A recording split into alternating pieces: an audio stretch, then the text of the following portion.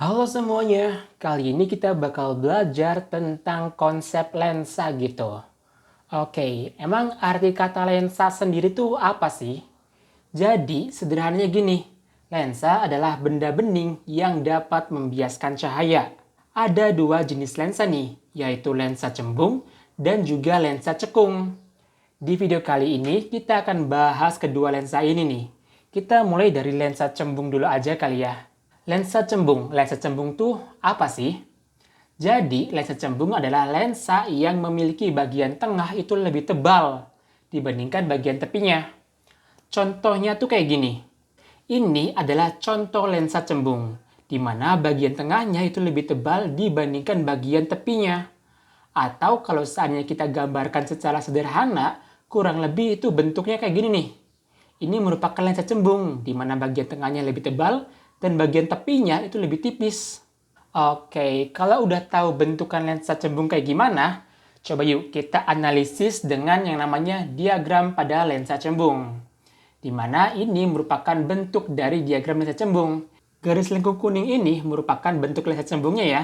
Kemudian garis putih adalah sumbu utama dan nilai dari F yaitu fokus lensa, R adalah jari-jari lensa, sedangkan F aksen dan R aksen merupakan fokus semu dan jari-jari semu lensa cembung gitu. Nah, kita tahu ya, pada suatu lensa, cahaya dapat menembus lensa dan dibelokkan atau dibiaskan gitu. Sehingga normalnya bayangan akan terbentuk di belakang lensa, yaitu di daerah sini. Kalau seandainya bayangan terbentuk di daerah belakang lensa, maka bayangannya akan bersifat nyata. Atau secara matematis kita bisa bilang nih, jarak bayangan yang terbentuk akan bernilai positif gitu. Sedangkan kalau bayangan terbentuk di depan lensa, maka bayangannya bersifat bayangan maya. Maksudnya kayak gimana tuh? Oke, jadi kayak gini nih. Semisal kita taruh benda di depan lensa gitu. Ternyata bayangan yang terbentuk dari lensa itu letaknya di depan lensa juga. Maka kita bisa bilang nih, kalau bayangan tersebut merupakan bayangan maya. Atau secara matematis, jarak bayangan maya akan bernilai negatif. Oke, mungkin itu kali ya pembahasan tentang diagram pada lensa cembung gitu. Yang intinya, pada lensa ini ada dua bagian penting, yaitu bagian nyata yang terletak di belakang lensa dan bagian maya yang letaknya itu di depan lensanya. Nah, terkait proses pembentukan bayangan, mungkin kita akan bahas di video selanjutnya aja kali ya. Oke deh, kalau udah paham tentang diagram pada lensa cembung, yuk masuk ke materi berikutnya, yaitu tentang fokus lensanya. Apa sih yang dimaksud dengan fokus lensa? Jadi, fokus lensa adalah titik kumpul cahaya yang dibiaskan. Maksudnya kayak gimana tuh? Oke, jadi kayak gini ceritanya.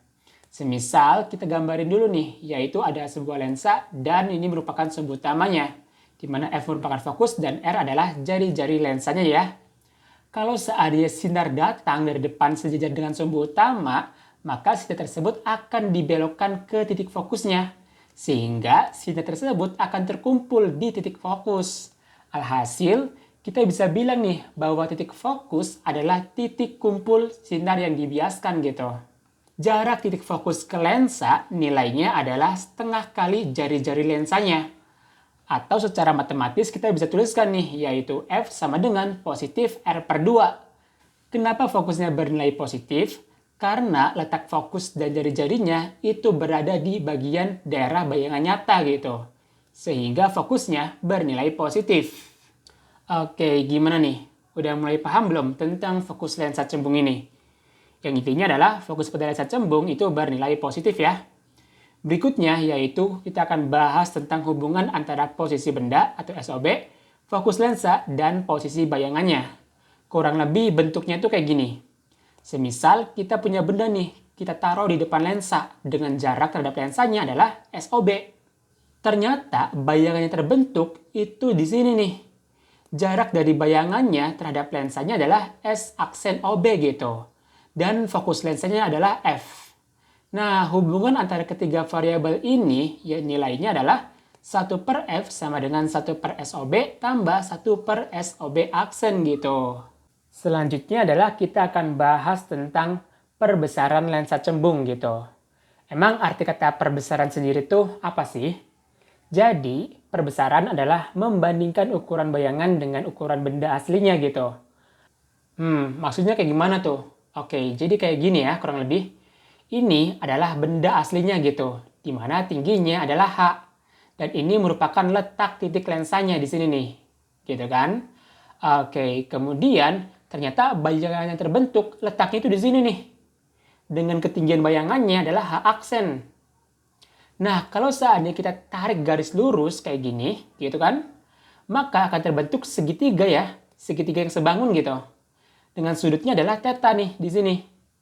Sesuai dengan definisi perbesaran, yaitu rasio atau perbandingan antara ukuran bayangan dengan ukuran benda aslinya, maka kita bisa tuliskan nih, yaitu M sama dengan H aksen dibagi dengan H, di mana nilai M adalah perbesaran bayangannya gitu. Oke, kita udah nemuin nih rumus dari perbesaran lensa cembung. Nah, sekarang gini, kalau seandainya yang diketahui adalah jarak bayangannya atau SOP aksen, kira-kira kita bisa tahu nggak berapa sih nilai perbesarannya? Ternyata bisa nih, yaitu dengan cara gini. Kita bisa gunain konsep kesebangunan ini nih, di mana kita tinjau segitiga kecil dulu nih, itu yang ini.